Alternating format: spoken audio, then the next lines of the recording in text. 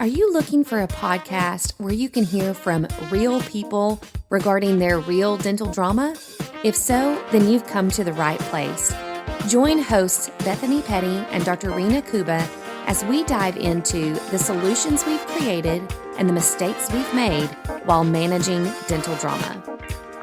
Let's get started. Hey, lady, you ready? I'm ready. Well, you need to ask, am I ready for what? Am I ready for what? I'm about to hand you my shoe. Oh, juice. What? Oh, gosh. Okay. I told you when I saw you I'd be ready for my beating, so I'll give you my own shoe. You can start whacking. Yeah. You can start whacking. I'm ready. I won't beat you, I promise. I've declared a no beating policy, no beating of my clients policy. So that's good to know. Yeah. So you're safe. Put your shoe back on. You're like, please, in this booth, put your shoe back on. Okay, so I thought this would be a good topic to discuss today because it's recent. It is. And it was drama in my office that neither one of us expected. True. At all. And I think that's where that, whatever saying you have that, I don't create drama, it just follows me. Like, tell me that's not true for me. It is not just follow me. It is true. It definitely follows you in a crazy kind of way. Although I would argue by the end of this, you're going to get out that maybe it was me that was instrumental in either the inception of it and the whatever. So I'll quit being cryptic here. But just for our listeners, so this cloud of drama out of nowhere, something seemingly benign to us, and then it like mushroom clouded. I'm like, what the hell just happened? But you and I did not come to the same conclusion. Well, we did, but then somebody veered off course. Oh. Damn it. I don't know who that could have been. One perspective, I suppose. I just thought we were still evolving in the resolution of, okay, well, perhaps. Anywho, we have not talked about it because you went on vacay. So I was like, what better way to just unhash all of this right here? Unfiltered. Live and unfiltered. Because I figured, see, I know you're not going to beat me in front of the audience there. So. I don't know. Maybe you should leave your shoes sitting right here just in case we want to end the podcast that way. Okay, that's fair. Or you'll use your tongue to lash me here over the next podcast time. So, how do you want to start this? You want me to say like what happened and how? Or? So I can start by saying that this is recent because I was in your office for my monthly visit, and I was pulling reports. I hadn't been able to pull reports in really since January due to our compensation reviews in February. And so I was eager to get into numbers. We've made a lot of changes over this last year in your practice, and I'm always really eager to see the outcome of those results. I've been particularly watching trends related to the amount of our production that comes from treatment, the amount of our production that comes from hygiene, because to me, those are very strategic numbers to look at. And I knew at the end of last year that I was leaning towards needing to make some suggestions, but I wanted to confirm that we were on the same path this year, which is seeing more hygiene, producing more out of hygiene than out of treatment. And those numbers were overwhelmingly confirmed when I pulled them when I was at your office. So I shared that information with you, said, hey, I want to show you these trends. So you'd popped up, we looked at the numbers together, and I said, hey, based on this, I think we need to make ourselves very available for hygiene time.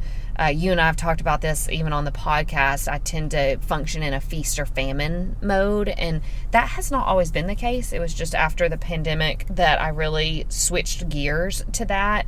I was always like, there should never be a feast or famine. It should just all be perfect production throughout the year. And then COVID totally obliterated that. So can you elaborate more on what you mean by that? So feast to me is like when we have the opportunity to produce and make money, we should take every full advantage of that because we don't know when there's going to be a famine around the corner and we don't have patience We don't have the ability to produce. So some people will say make hay while the sun shines is another way of saying it. So it's just take advantage of the opportunities that are given to you. And for pedo in particular, to me, those are going to be, school breaks, school holidays, afternoons, things like that. And so when to kind of make this clear, when you've got a heavy treatment production in a practice, it covers a multitude of sins. Meaning you don't have to feast or famine. If you've got a strong part of your income coming from treatment, you have a lot of control in that. Oh, you need, 4 crowns. We can do that on Tuesday at 1:00, and that's it. Take it or leave it, because those 4 crowns are essentially going to cover the production for the entire day, sometimes for some practices for the entire week. And so treatment neutralizes this feast or famine type mentality. But when we're lower on treatment, or a smaller percentage of our production is coming from treatment, which is very common right now, I will say, it's been interesting to watch trends, but a lot of the practices that I work with are experiencing over these last few months actually lower treatment acceptance. So it's like we started January with a bang, and a lot of people had a really good January, but then it started to taper off towards the end of January, and they're functioning kind of in a low treatment mode right now, which is fine. For your practice, it was more of a consistent trend that I've been watching really for the past year, and didn't want to make any suggestions until it was confirmed that yes, more of your production is coming from hygiene. And when I looked at numbers, that was very much confirmed. So, so can I interrupt you? Maybe we don't need to get in these weeds, but I'm just being very dumb here. I still don't get it. Like, why is it not still?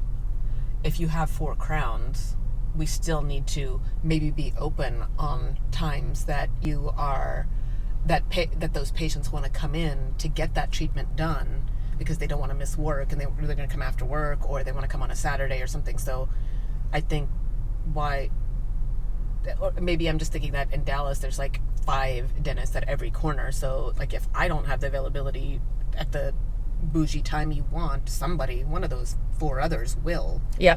So which is a feast or famine mindset, right? So, and there's nothing wrong with that mindset.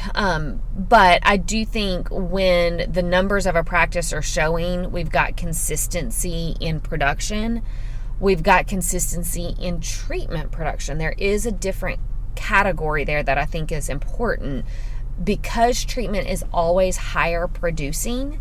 If we can show that we've got consistency in that category, we have a lot more playing room. We have less pressure to get this volume of lower producing items in on the schedule, because hygiene and preventative. And if you are having higher production from treatment, then whatever you're doing is working. So then why do you need to flip your hours or flip your days? And correct. Okay. Yeah.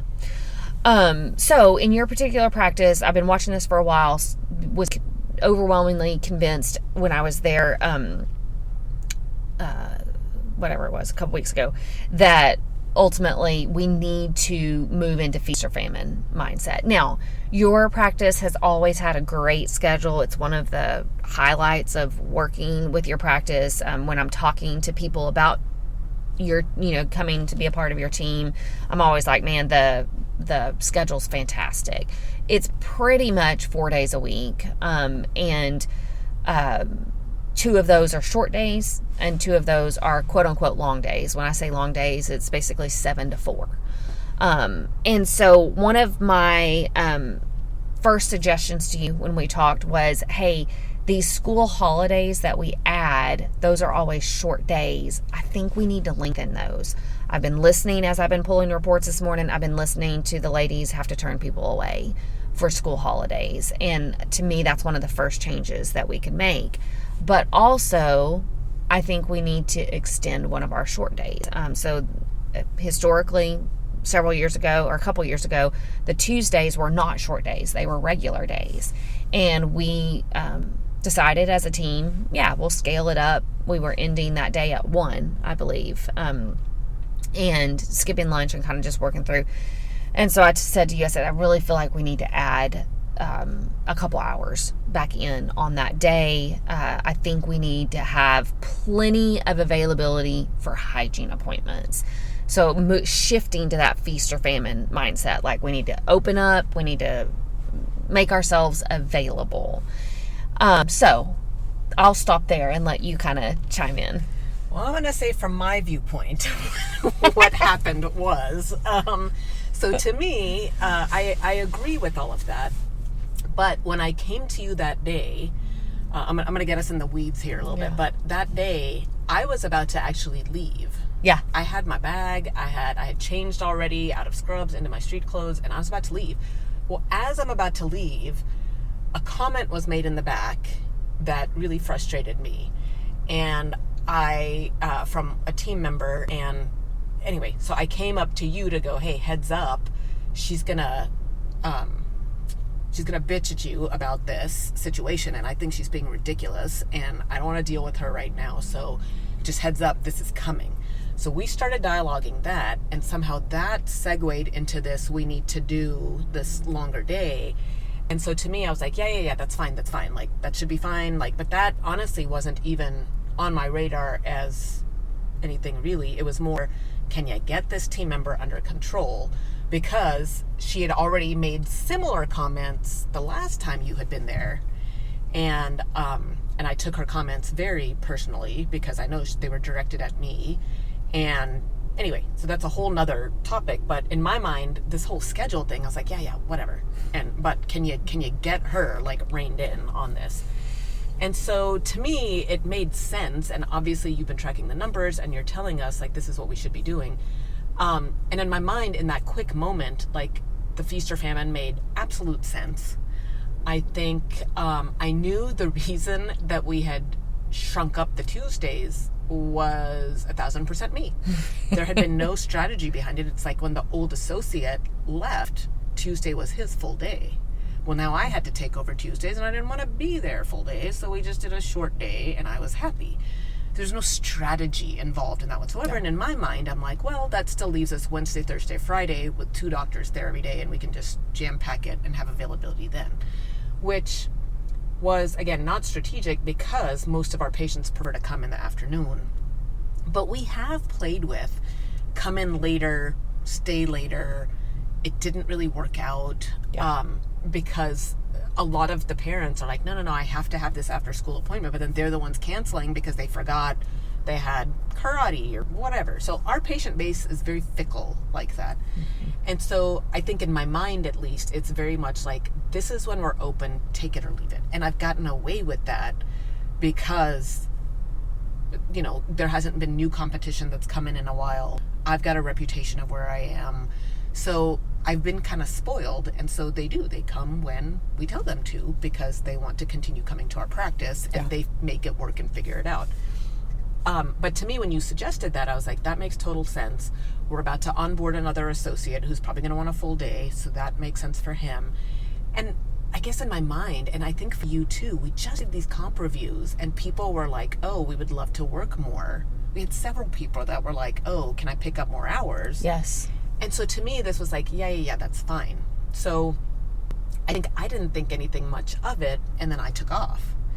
And then I guess you told the team the news and all of that. And then did you call me and tell me that the one that we thought would have an issue with it, I think that's what you were giving me the heads up. You're like, this one, there was only one person that we knew would have kind of an issue. But even that, I was like, I don't think it's going to be an issue because she already has been saying for the past month, hey, I'm about to move further away. My commute's going to be harder. I may not come to work every day. I may need to adjust my hours. So in my mind, this was like, okay, well, you're adjusting your hours anyway. While we're adjusting, let's keep adjusting. And so to me, I didn't really think anything of it. And then you told me this one was, going to be upset. And I was like, okay, yeah, I mean, I kind of anticipated that, but I kind of was like, well, she was already squawking about this anyway, so it's neither here nor there. But could she squawk loud enough to get the others going? So I kind of was like, But then in my mind, I really thought was like, no, not really, because people want hours. People want hours, yeah. And more to the point, I guess to me, where I was like, when have we ever recommended something that we didn't think through? Yeah. And so we have that culture of, if Bethany says this and this is what we're doing and there's a reason for it, we're going to try this out. The other part of me went, what other office is stupid enough, medical, dental, coffee shop, who is stupid enough to only be open 2 full days out of the week? Oh, that would be me. Right? But we've made it work. And so I'm like, adding a third day of being, a 3 out of 5, like, it's still such a bougie, cushy schedule. Yeah. So I just didn't anticipate anybody blinking an eye. Yeah, because we were talking about a difference of ending at 1 on that Tuesday versus ending at 4. Yeah. And I was like, that's such a minimal change. Yeah, it's such a minimal change. It's minor, like, whatever. Oh, Nelly. Like, so I kind of was like, what just happened here? Because I think somehow, who was it? One of the team members messaged me and said something like, oh, but, what was the reason for this? And she's not one that usually questions. She's usually on board. And so then as we kept dialoguing, I was just shocked because she's always been the one who's like, I'll work Saturday. I'll do the Halloween booth at 7:00 on Halloween. Like, she's always been just gung-ho. And I'm like, and she's the one in comp reviews too, who had said she wouldn't mind picking up more hours. So I just was really baffled. I'm like, what is going on? Like, did Squawker already affect you? Like, it was that fast? And so I just kind of thought, and that's what I assumed, was that Squawker was just kind of squawking and ruining the pool. Well, then come to find that there's the other one that's super chill and always asking for more hours, and she's upset. And then the other one who's like, well, and I'm just like, what is happening here? Yeah. Like, how could this have gone so fast? Squawker's a squawker, but I don't think that's the only thing behind this. Like, what is going on? So I just was like, okay, I'm not getting involved in y'all's temper tantrum. It's just a change. And honestly, globally, everybody having to go back into the office, like, that's a thing now and all of that. So it's a big change from what you were used to, and people will get used to it. Yeah. It's just different, and it's inconvenient to reschedule and restructure, but honestly, we're not the only business doing it. Like, the federal government's doing it, Taco Bell's doing it, right? Like, so it's so I was just like, they just need a minute. Yeah. So I was like, okay, I'm not going to say anything, just kind of keep going. Well, then 2 days go by, and then I've got one team member that's out on maternity, and I needed her to know something, or I had a question for her, whatever. So I text her, like, oh, by the way, like, this is happening in the summer when you get back, and then we've changed our hours here. And then I asked her the question, and she came back at me with, may I ask why, and time away from our families, and all of this. And I was just like, the hell? Like, I'm not asking you to stay till 8 p.m. I'm not asking you to come in on a Sunday. Yeah. Our last patient appointment slot is still 3 o'clock, which is still stupid for any dental office. That's your last patient appointment's 3, so that we're walking out by 4. Like, do you realize most medical and dental offices have appointments till like 4:45? Yeah. What is y'all's damn problem? Yeah. So I was just like, y'all are having a little shit fit, and I'm gonna let y'all have your tantrum. Like, I don't know what to tell you. Put your big girl panties on and move on. So I was still in Camp Bethany at that point, and you're like, when did you turn and switch on me? Well, so again, I was like, okay, I'm gonna just let this. So then the weekend goes by. I want to say it was like a Monday, Tuesday, whatever it was, and we get a text from the person on maternity out of nowhere. Because this time I didn't reach out to her. She just messaged me. She's like, hey, good morning. I'm sure you and Bethany have thought through all of this, but I thought I had some other suggestions that maybe y'all could consider. And so her other suggestions were, maybe open 5 days a week, but shorter days, which I thought was quite funny because she only works 2 days or 3 days a week. So you want me to put everybody else in the position of having to come 5 days a week. And pray tell, how did that help anything? And by the way, in all of these messages, I'm like, we need to, our patients come, they want school holidays. So Yeah. we need to, so I was trying to explain the feast, Concept. Yeah. And I guess they were kind of arguing back and going, well, they still, it's not like, summertime they'll come whenever, because the kids are out of school, so we don't need to be open later in the summer and whatever. So honestly, I think that's kind of what made me start switching, because I was like, they kind of have a point. And then the other thing, I guess, was me going, when it looks like if we're open from 7 to 4, that we're adding in all of these appointment slots as opposed to being closed at 1. So it's fair. 3 hours worth of appointments is significant. However, when we stop at 1, we don't take lunch. So it's actually not 3 hours we're gaining. It's really only 2, because now we're going to have to stop and take lunch. And then I thought, really, so for that extra hour-ish isn't really worth it in the summer, because we do pack in. We're a very efficient office, so what we can get done, but because it is all hands on deck, but I prefer to run that way. Right. I think the average person coming in would be like, this is why we don't like pedo. This is a complete shit show going on here. But to me, we love that shit show. Right. And not all pedo functions that way, but a lot of us do. And so I kind of just was like, they kind of have a point. Like, if the point is to get our patients in when they want to be seen, true, in the summer, they'll come whatever hours we have. We just need to make sure we have enough hours.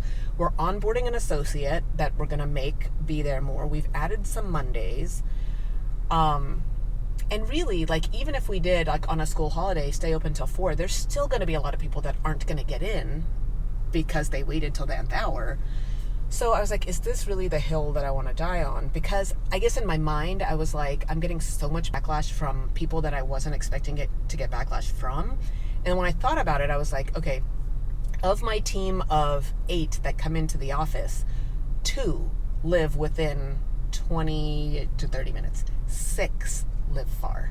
And it's going to impact 6 people on my team who they're still going to come because it's still a good culture and all of that. But I do start thinking, well, might they pick up days that are closer to them? That's kind of what crossed my mind. And I'm like, at this point, I could see where you're coming from. Like, maybe I just let them settle in. But the other part of me went, okay, why? Maybe this is an opportunity for me to go, okay, I'm listening to you. I'm going to compromise on the hours and kind of buy myself a card, if you will, to play later. Because to me, I'm like, I kind of see it from both sides. Yeah. And so I think because to me, it's going to be more important in the fall to be open full day. Right. Because people come in from 7 to like 9:30, and then we have a huge lull, and then it starts back again 1 to 4. So at this point, if I've planted a seed to kind of warm them up, like, this is where we're headed, and now I've compromised and said, okay, for the summer, I see your point, but maybe in the fall, we probably are going to have to change it. So I've given them, I think that's what occurred to me then. I was like, oh, Bethany, this is maybe where we may have missed a moment, which I've done it to myself, but because of our leadership model, you and I usually touch base with a few people. Yeah. And say, how are people going to receive this? I think both because, one, you had been thinking about making a change for a while. Yeah. And in my mind, I didn't think it through, because the whole moment that you and I talked about, like, normally we wouldn't have had that conversation at that point. I just happened to literally walk down the hallway, hear a comment, it irritated me, I came to talk to you, and we ended up engaging right then. That in a way, it could have been a rash decision, but you going, no, it's not a rash decision. I've been pondering this for the last 6 months. For me going, okay, I could see both sides of this. Yeah, right. I'm going to do whatever you suggest. And not thinking that it was that big a deal to add 3 hours on to a day, thinking that the majority of the people would be happy to have extra hours. So I just think in all of that, I was like, shoot, we probably, if we had done it the normal way, right, where you would have come back with your meeting notes and you would have said, here are some of my suggestions, and then everybody could read it and see it in real time, and they could all like prepare their thoughts, and we could dialogue about it and come to a consensus, maybe it would have been better received. Yeah. So maybe we missed the mark because we have a culture of talking about things before we make a decision. In this case, again, for all of the reasons I just said, I think the decision was just made, but maybe that they were like, what the hell just happened here? Yeah. And you and I going, this wasn't a major decision, but to them it was. Yeah. I think you and I would have had more heads up, and maybe would have tweaked our approach a little bit if we had anticipated the backlash.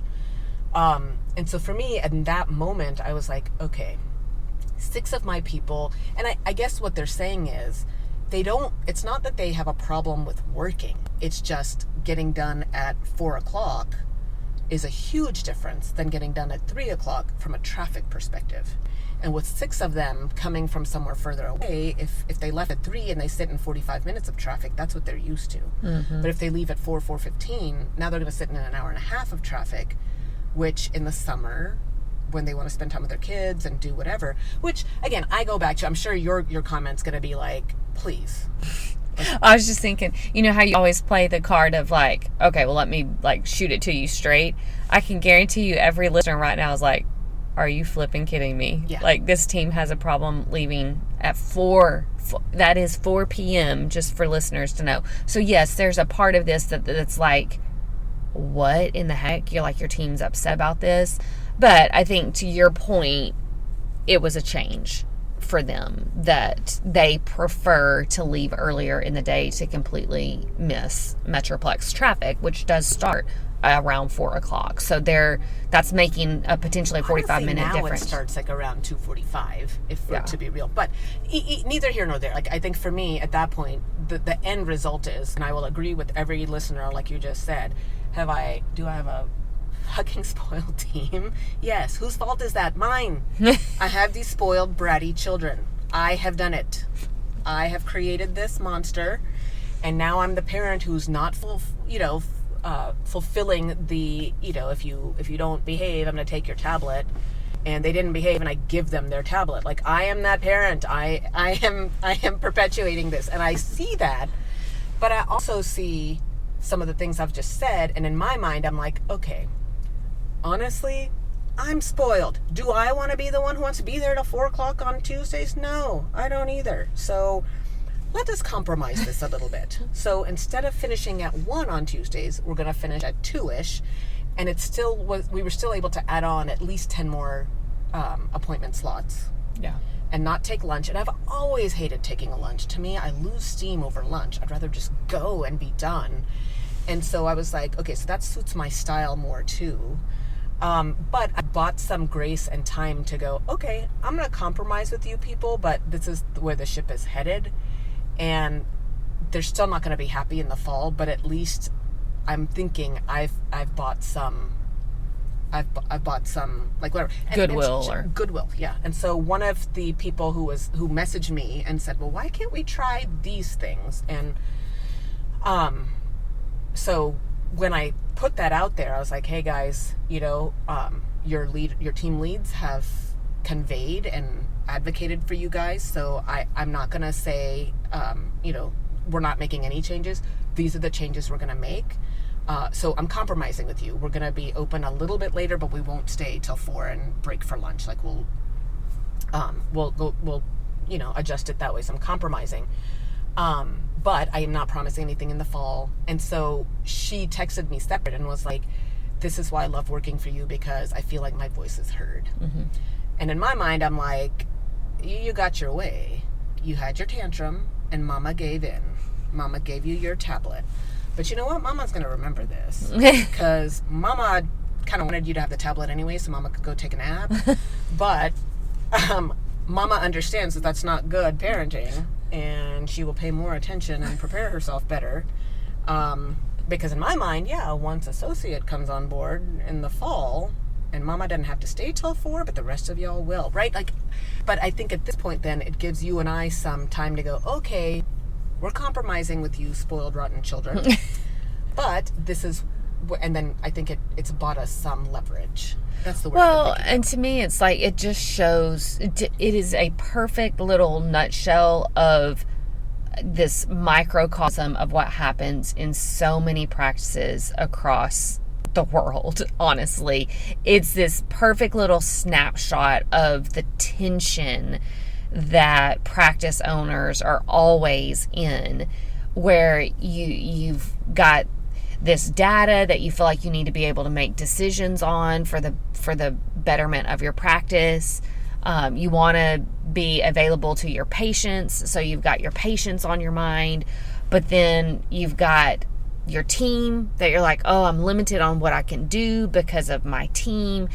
It really is just this constant tension of being pulled in so many different directions.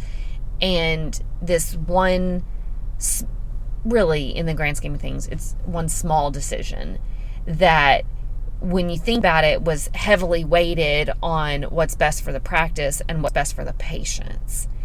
And we thought, and again, this goes back to how to go back and do things differently. We thought, based on the recent comp reviews, that it was going to benefit most people on the team because it would have given them more working hours. Based on what they said, we were like, okay, there might be a couple that don't like this, but most are going to appreciate the extra hours. So in our thought process, it was a win-win-win.